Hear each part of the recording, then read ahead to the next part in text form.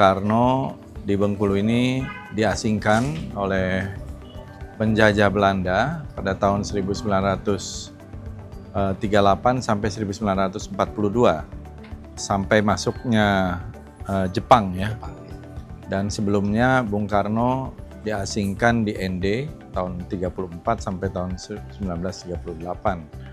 Para tokoh bangsa kita, Bung Karno, Bung Hatta, Bung Syahrir itu rata-rata diasingkan di beda-beda tempat ya.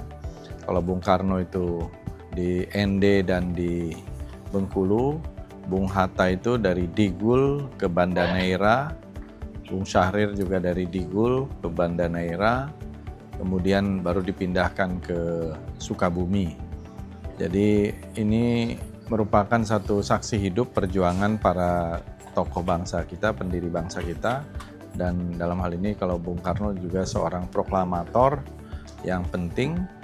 Dan di Bengkulu ini juga banyak Bung Karno melakukan refleksi, pertemuan-pertemuan dengan tokoh-tokoh agama, tokoh-tokoh bangsa maupun budaya. Kalau kita lihat tadi dalam koleksinya juga ada sandiwara Monte Carlo dan juga bacaan-bacaan dari Bung Karno di sini.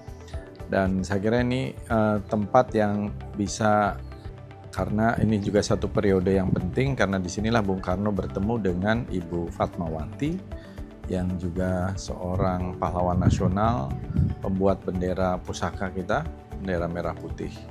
Jadi kita berharap semakin banyak, terutama generasi muda yang datang ke Bengkulu ini, ke rumah pengasingan Bung Karno yang ada di sini, yang ditata secara apik ya oleh Museum dan Cagar Budaya dari Kementerian Kebudayaan.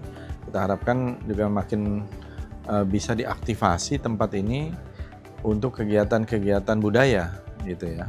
Misalnya kegiatan-kegiatan yang terkait dengan seni, mungkin puisi atau seni musik, suara dan lain-lain. Sehingga tempat ini selain tentu saja dilakukan juga biasanya untuk upacara atau kegiatan-kegiatan seremonial lain, tapi untuk aktivasi budaya sehari-hari saya kira akan sangat bagus.